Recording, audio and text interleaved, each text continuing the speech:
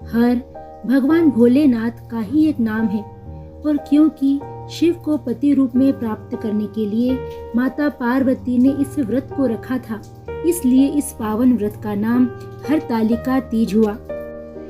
इस व्रत को सौभाग्यवती स्त्रियां अपने अक्षय सौभाग्य और सुख की कामना हेतु श्रद्धा, लगन और विश्वास के साथ करती हैं। कुंवारी कन्याएं भी अपने मन के अनुरूप पति प्राप्त करने के लिए इस पवित्र पावन व्रत को श्रद्धा और निष्ठा पूर्वक करती है।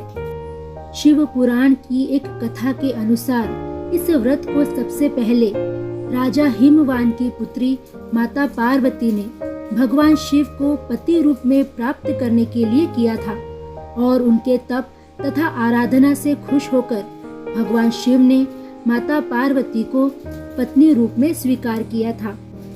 आइए जानते हैं हरतालिका तीज की व्रत कथा को। लिंग पुराण में वर्णित एक कथा के अनुसार माँ पार्वती ने अपने पूर्व जन्म में भगवान शिव को पति रूप में प्राप्त करने के लिए हिमालय पर गंगा के तट पर अपनी बाल्यावस्था में अधोमुखी होकर घोर तप किया। इस दौरान उन्होंने अन्न का सेवन तक नहीं किया। काफी समय तक सूखे पत्ते और फिर कई वर्षों तक केवल हवा पीकर समय व्यतीत किया। माता पार्वती की यह स्थिति देखकर उनके पिता अत्यंत दुखी थे। एक दिन महर्षि नारद भगवान विष्णु की ओर से पार्वती जी के विवाह का प्रस्ताव लेकर हिमराज के पास पहुँचे, जिसे उन्होंने सहर्ष स्वीकार कर लिया। पिता ने जब माँ पार्वती को उनके विवाह की बात बतलाई तो वह बहुत दुखी हुई और जोर जोर से विलाप करने लगी।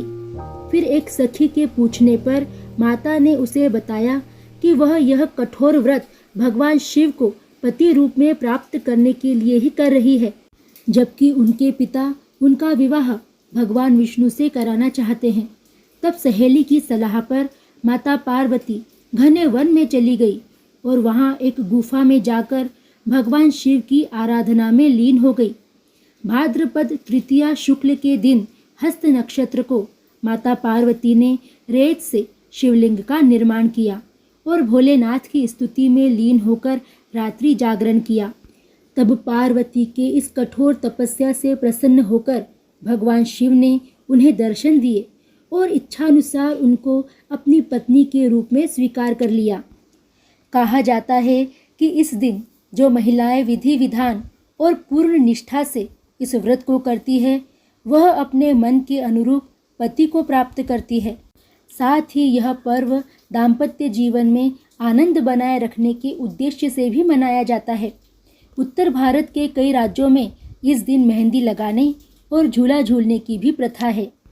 हरतालिका तीज व्रत कथा अगर आपको अच्छी लगी हो तो वीडियो को लाइक और चैनल को सब्सक्राइब ज़रूर कीजिए।